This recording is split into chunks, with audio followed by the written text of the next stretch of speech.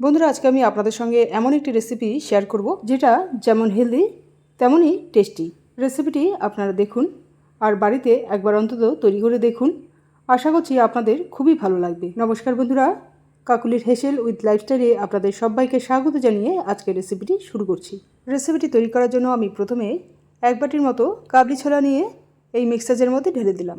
এবার এই ছোলাগুলোকে মিহি করে পেস্ট করে নিলাম। তারপর কিছু পরিমাণ কুমড়ো এই রকম স্লাইস করে কেটে নিয়ে একটা কড়াইয়ের মধ্যে ঢেলে দিলাম। সঙ্গে দিয়ে দিলাম কিছু পরিমাণ জল। এবার এই কুমড়োগুলোকে একটা ঢাকনা দিয়ে ঢেকে ভালো করে সেদ্ধ করে নেব। কিছুক্ষণ পরে দেখুন জলটা পুরোপুরি টেনে গেছে আর কুমড়োগুলো ভালো করে সেদ্ধ হয়ে গেছে।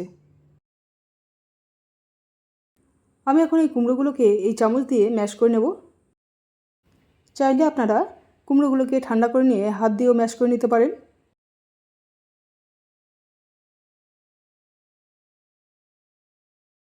কুমড়োগুলোকে ভালো করে ম্যাশ করে নিয়েছি। আমি এখন এই ম্যাশ করা কুমড়োগুলোকে এই পাত্রের মধ্যে ঢেলে নিচ্ছি।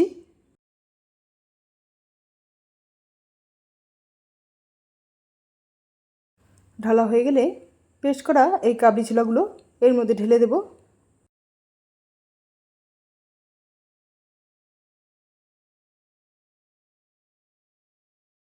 এবার এখানে দেখুন এই প্লেটের মধ্যে নিয়ে নিয়েছি কুচনো একটা বড় সাইজের পেঁয়াজ, কুচনো এক মুঠো ধনেপাতা আর স্বাদমতো কুচনো কাঁচা লঙ্কা।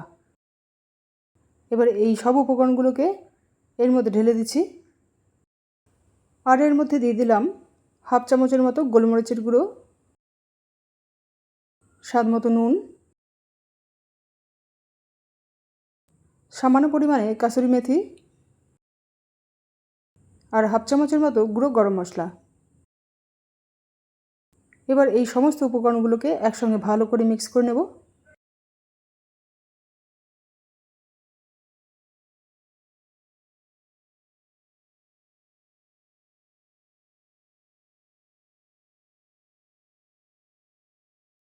সব উপকরণগুলোকে আমি ভালো করে মিক্স করে নিয়েছি।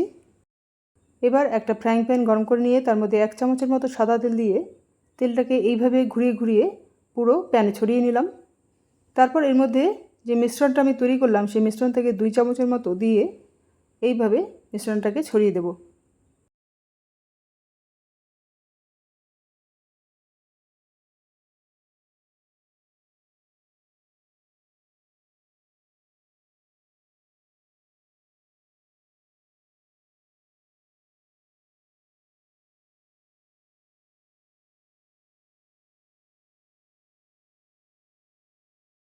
ছড়ানো হয়ে গেলে একটা ঢাকনা দিয়ে ঢেকে এই রেসিপিটাকে 1 থেকে 1.5 মিনিটের মতো লো ফ্লেমে রান্না করে নেব। 1 থেকে 1.5 মিনিট পর ঢাকনাটা খুলে এই রেসিপির নিচের দিকটা একটু চেক করে নিচ্ছি যে নিচের দিকে কালার ধরেছে কিনা। সুন্দর কালার ধরেছে। আমি এখন এই রেসিপিটাকে এইভাবে উল্টে দিলাম। তারপর এই রেসিপির অপর পাশটাও সুন্দর কালার ধরা পর্যন্ত ভেজে নেব। ভাজাটা যাতে তাড়াতাড়ি হয়ে যায় তার জন্য একটা ঢাকনা দিয়ে ঢেকে দিলাম। এরপর 1 থেকে 1.5 মিনিট পর ঢাকনাটা খুলে দিয়ে এই রেসিপিটাকে আবার উল্টে দিলাম। দেখুন এই সাইডটাও সুন্দরভাবে হয়ে গেছে। এটা 2 সাইডটাই সুন্দরভাবে ভাজা হয়ে গেছে। আমি এখন এটাকে অন্য একটি পাত্রে নামিয়ে নিয়ে ঠিক একইভাবে বাদবাকি মিশ্রণ থেকে যতগুলো এগুলো তৈরি করা যায় ততগুলো তৈরি করে নেব। তৈরি হয়ে গেলেই আজকের রেসিপিটি সার্ভ করার জন্য একদম রেডি হয়ে যাবে। বন্ধুরা, আজকের আমার এই রেসিপিটি আপনাদের কেমন লাগলো প্লিজ কমেন্ট করে জানাবেন। ভালো লাগলে রেসিপিটিকে লাইক ও শেয়ার করে দিয়ে চ্যানেলটিকে সাবস্ক্রাইব করে দেবেন আর তার সাথে সাথে পাশে থাকা বেল আইকনটি ও অল বাটনটাও প্রেস করে দেবেন যাতে আমি কোনো নতুন ভিডিও আপলোড করার সঙ্গে সঙ্গেই আপনাদের কাছে খুব সহজেই পৌঁছে যায়। তাহলে বন্ধুরা, আজ এই পর্যন্তই। আবার আপনাদের সঙ্গে দেখা হচ্ছে পরের এক নতুন রেসিপিতে। Thank you.